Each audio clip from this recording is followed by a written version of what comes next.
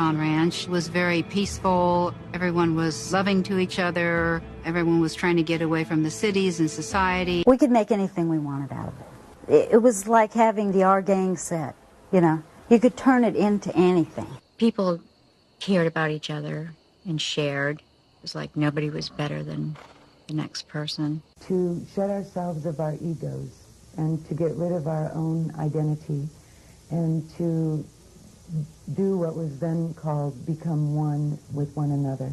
One thing we didn't have is watches, and the whole idea was to let time disappear. There was no time. We were all living now. What was the main thing that it was about with all of you? One day at a time.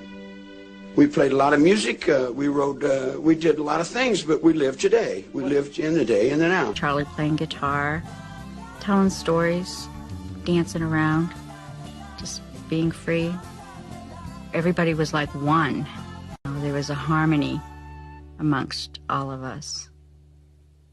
And it was actually beautiful. He was really a brilliant musician. Charlie was almost Dylan-esque. He wasn't just rambling. He was really singing and making you think. All we ever did was just have fun.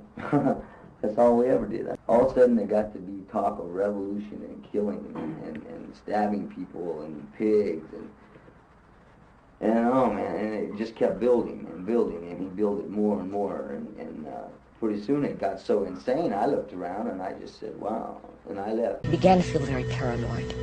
We started to have a lot more guns at the ranch and knives, and people were on lookouts. We were pretty much all running on definite fear, and he asked us constantly, each one of us, you know, will you die for me?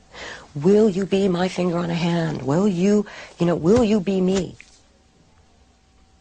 I want your will. It didn't start out, hey, I want you to go out and murder these people. It didn't start out that way. It started out, I want you to do this, I want you to build this, I want you to do this, until we became under his control. He would, first of all, put you down in front of everybody for thinking. He'd say, thinking is stinking. But he was just stealing everyone's soul to the point where they couldn't even form a thought. You have not made it yet. You have not made it to become me, because I am the perfect one. And that's basically what all of it was about. Did all of you want to be like him? Mm-hmm. Yeah.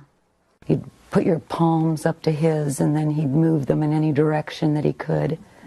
Or he'd make a series of faces, and then you were supposed to try to keep up with them. And the whole thing was always geared toward just complete mirroring of him. Do you trust me? Do you love me enough? You know, stand up against that tree. So that when he threw the knife, you know, I did that kind of thing without hesitation. He actually did almost like drug programming. I would feel like totally out of control, and yet I would watch him and he would seem totally in control. One of the things, when I look back, I realized I didn't always see him take acid. Sometimes he would reenact the crucifixion when we were on LSD, and it was very realistic. You mean pretend that he was being nailed? Yeah, and go through the whole thing. And then make the connections of man-son, son of man, you know. And then the questions would begin, would you die for me? You had them thinking you were Jesus Christ. How did you do that? Just being myself. All men are Jesus Christ. So you made it happen. I didn't make nothing happen, man. I can only be responsible for one human being. My own self. I'm responsible for this guy. And everybody in the so-called Manson family that you guys gave me after I got busted, which there was no such thing as a Manson family. It was a musical group called Family Jam. Each one of those people that you call my family, they were geniuses. They all had college educations.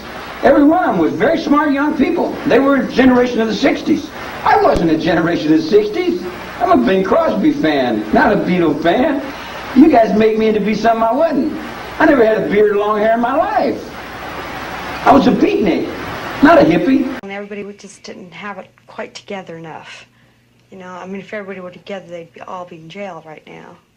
But everybody wasn't, you know, their heads weren't in that trip, you know. And we were still back at peace and love. Well, a couple other people were at you know, slicing people's heads off, you know. The ones that, you know, said, well, I like to have fun, but, you know, stay out of a little bit of trouble here. Those are the ones that decided to want, you know, get out. It'll never be again. It'll be nothing but being talked about. It was an It'll never be experience. relived. All it was an experience, you know. And I would not want to, I would trade it for nothing either.